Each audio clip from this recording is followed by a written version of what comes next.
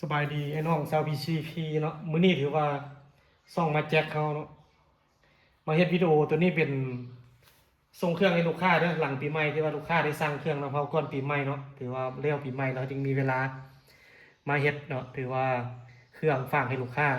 ส่วนเคสองนี่แม่นลูกค้าทางเชียงขวางเพิ่นสั่งเด้อตัวนี้แม่นลูกค้าทางเชียงขวางส่วน M3 ตัวนี้นี่แม่นลูกค้าทางสัญญาบุรีสั่งเนาะถือว่ามื้อนี้เขามาเฮ็ดวิดีโอ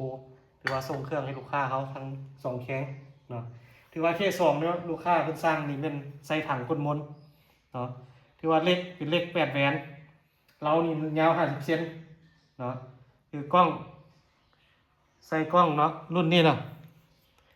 ถือว่าเพิ่นให้ใส่กล้องรุ่นนี้เนาะของลูกค้าทางสิงควงตัวนี้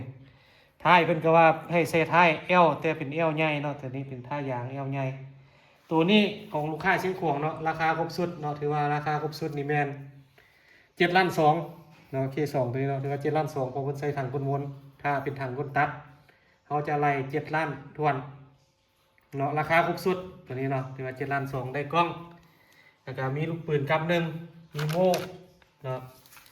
มีโม่แล้วก็ท่อกันแสงขาจับกล้องแล้วก็มีสูบพร้อมเนาะตัวนี้ฝากไปทางลูกค้าเชียงขวางแล้วก็เขาก็ขอบใจเนาะที่ว่าลูกค้าทางเชียงขวางเพิ่นสั่งนำเฮาแต่ผู้ใดก่อนปีใหม่ถือว่าแล้วปีใหม่เพิ่นจึงรับเครื่องเนาะถือว่าเขาจะได้ฝากไปให้เพิ่นถือว่าฝากมื้อนี้เนาะแล้วเขาจะมาเฮ็ดเนาะจึงมาเฮ็ดวิดีโอลงช่องเพื่อให้ลูกค้าได้เห็นเนาะว่าเครื่องเขานั้นมีแท้พร้อมส่งเนาะถือว่าเขาบ่ได้ตัวได้ต้มลูกค้าท่านใดส่วนตัวนี้เนาะเตอร์มี่หรือว่า M3 ตัวนี้เนาะทางลูกค้าเนาะทางสยามบุรีเราเพิ่นสั่งตัวนี้เพิ่นใส่ถังคาร์บอนดำด้านเรา50เซนเนาะแล้วเพิ่นก็สร้างครบสุดคือกันเนาะถือว่าราคาครบสุดเนาะตัวนี้ของลูกค้าตัวนี้เนาะราคาครบสุดของเพิ่นจะเป็นเนาะ14.6 ล้านเพราะว่าเพิ่นใส่ถังคาร์บอนกล้อง DNA เนาะในนั้นเขาจะให้ลูกปืนกำหนึ่งเนาะแล้วก็มีโม่แล้วก็ท่อกันแสงสุดซ่อมแล้วก็สูบถือว่านี่2 บอกนี่ถือว่ามีลูกค้าแล้วนะเนาะตัวนี้แม่นทางสยามเนาะปากลายอะไรสยามบุรีทั้งพวกนั้นตัวนี้เป็นทางเส้นขวงแล้วก็เบอร์โทรห้านเขายังไม่เบอร์เก้าเนาะอันนี้เนาะถือว่าเอาเฮ็ดถ้าลูกค้าเนาะที่สั่งเครื่องนำเฮาเนาะถือว่าให้มั่นใจว่าเครื่องเขามีพร้อมส่งแท้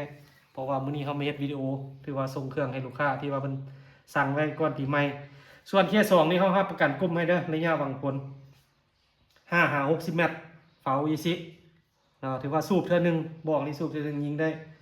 30-40 นัดเนาะตัวมีก็คือกันเนาะถือว่ายิงได้30-40 นัดเนาะถือว่าเต็มมือนี่ว่าระยะบางคนแม่น70-80 เมตรอันนี้ทางสยามบุรีเพิ่นสร้างตัวนี้เป็นทางเชียงขวางเนาะเขาก็ขอบใจลูกค้าเนาะทางเชียงขวางแล้วก็สยามบุรีที่ไว้ใจเขาถือว่ามื้อนี้เขาจัดส่งเนาะถ้าลูกค้าท่านใดสนใจแม่นสั่งมาเนาะทางห้านเขานอกจากเคส2แล้วเตอร์มี่เด้ทางห้านเขายังมีเนาะมี MC เนาะหรือว่าตกอาหรือว่าฟักตอร์เซไฮเนาะถือว่าทางห้านเขามีครบเนาะถือว่าลูกค้าท่านใดสนใจแม่นทักมาทางเบอร์ WhatsApp เขาเนาะว่าต้องการให้เขาประกอบแบบใดถือว่าสินค้าเขานี่แม่นเขาจะบ่ได้ประกอบไว้เนาะเพราะว่าเขาจะประกอบตามลูกค้าสั่งลูกค้ามักแบบใดเขาจะประกอบให้ลูกค้าบางคนก็บ่มักถังคาร์บอนเพิ่นก็ใส่ถังอลูบางคนบ่มักถังอลูก็ใส่ถังคาร์บอนเนาะแต่ว่าอยู่ในนี้ถังอลูและถังคาร์บอนมันจะราคาจะแตกต่างกันนะกรณีว่าลูกค้าต้องการใส่ถังคาร์บอนแม่นลูกค้าต้องเพิ่มอีก1,200,000 กีบเนาะถ้าใส่กล้องบ่มักกล้องนี่เนาะใส่กล้อง EA เนาะถือว่าลูกค้าก็จะได้เพิ่ม1 ล้านกีบเนาะถือว่าบวกเพิ่มแต่ราคานี่จะเป็นราคาครบสุดคือเขาว่าไงอันนี้เขาก็ขอบใจเนาะที่ว่าลูกค้า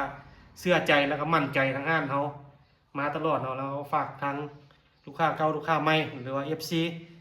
เนาะที่ติดตามช่องเนาะถ้าผู้ใดมีหมู่คู่ต้องการเนาะซื้อถือว่าติดต่อมาทางเบอร์ห้านเขาเนาะ020-919-72575เนาะอันนี้เป็นเบอร์ WhatsApp ทางห้านเขาถือว่าเขาจะแปะไว้เนาะทางช่องเขา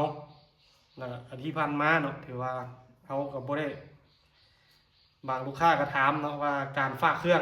ส่วนการฝากเครื่องเขาขอว่าอยู่ในช่องเขาเลยเนาะถือว่าเขาจะเว้าย้ำทุกคลิปเขาจะย้ำเนาะว่าเครื่องของเขาเนาะ ถ้าต่างแข่งแม่เขาจะฝากทางรถแล้วก็บ่มีเก็บปลายทางเขาฝากเขาแจ้งเบอร์โทรเจ้าของรถป้ายรถแล้วลูกค้าต้องได้โอนเนาะแต่ว่าก่อนเขาจะไปฝากเครื่องเขาจะวิดีโอคอล